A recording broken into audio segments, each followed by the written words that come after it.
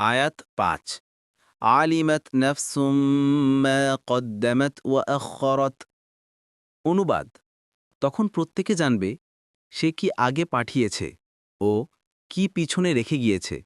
তাফসির ১ নং ফুটনোটের বিবরণ, অর্থাৎ আকাশ বিদীর্ণ হওয়া, নক্ষত্রসমূহ ঝরে পড়া, সমুদ্র একাকার হয়ে যাওয়া, কবর থেকে মৃতদের বের হয়ে আসা ইত্যাকার কিয়ামতের ঘটনা যখন ঘটে যাবে, তখন প্রত্যেকেই জেনে নিবে সে কি অগ্রে প্রেরণ করেছে এবং কি পশ্চাতে ছেড়েছে। মূলে বলা হয়েছে মা কাদ্দামাত ও আখারাত।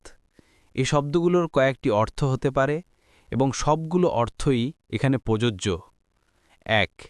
যে ভালো ও মন্দ কাজ করে মানুষ আগে পাঠিয়ে দিয়েছে তাকে মা কাদ্দামাত, এবং যেগুলো করতে সে বিরত থেকেছে তাকে আখারাত বলা যায়।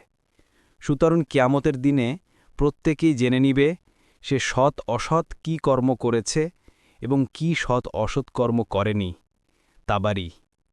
২. যা কিছু প্রথমে করেছে তা মা কদ্দামাত এবং যা কিছু পরে করেছে তা আখারাতের অন্তর্ভুক্ত, অর্থাৎ সম্পাদনের ধারাবাহিকতা ও তারিখ অনুসারে মানুষের প্রত্যেকটি কাজের হিসেব সম্বলিত আমলনামা তার সামনে এসে যাবে। মুয়াস্সার। ৩. যেসব ভালো বা মন্দ কাজ মানুষ তার জীবনে করেছে সেগুলো মা কাদ্দামাতের অন্তর্ভুক্ত। এ মানুষের সমাজে এসব কাজের যে প্রভাব ও ফলাফল সে নিজের পেছনে রেখে এসেছে সেগুলো আখারাতের অন্তর্ভুক্ত। কাজটি সৎ হলে তার সওয়াব সে পেতে থাকবে এবং অসৎ হলে তার গুনাহ আমলনামায় লিখিত হতে থাকবে। হাদিসে আছে, যে ব্যক্তি ইসলামে কোনো উত্তম সুন্নত ও নিয়ম চালু করে সে তার সওয়াব সব সময় পেতে থাকবে।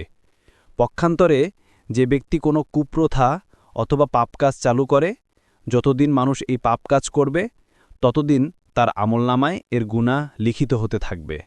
তিরমিজি ২৬৬৭, ইবনে মাজাহ ২০৭, মুসনাদে আহম্মদ ২, ৫০৪।